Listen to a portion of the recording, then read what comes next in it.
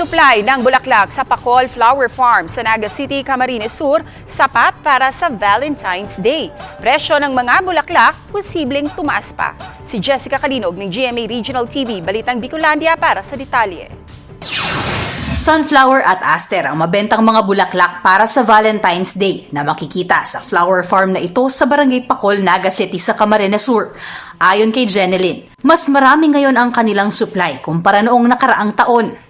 Pero ang presyo ng sunflower, posibleng taasan daw ng ilang flower farmers hanggang 10 pesos bawat isa. Kang last year po kaya ang price mi kang sunflower na imported is 60 pesos. Ngunyan po da 70. Ayan po ang presyo. Ang local po, 35 to 100 ang presyo niya, pero malang ko atang 10 pesos.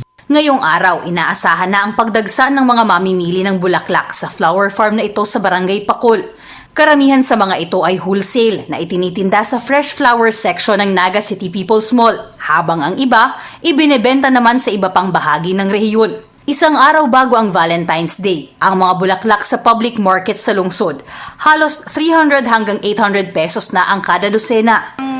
Per dozen mingon yan, siguro sa Valentine's na sa 1 to 1.5 na per dozen. Ang bouquet na ito na ginawa ni Ningning, 350 pesos ang halaga. Pero bukas, ang ganitong klase, baka pumalo na sa 500 pesos.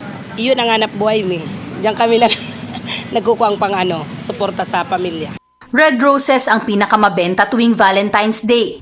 Nabibili nila ito sa Dangwa sa Maynila o sa Benguet. Pero ngayong taon, konti raw ang supply nito. Kaya asahan na raw ng publiko ang mataas na presyo. Mula sa GMA Regional TV, Balitang Bicolandia, Jessica Kalinog, nagbabalita para sa GMA Integrated News.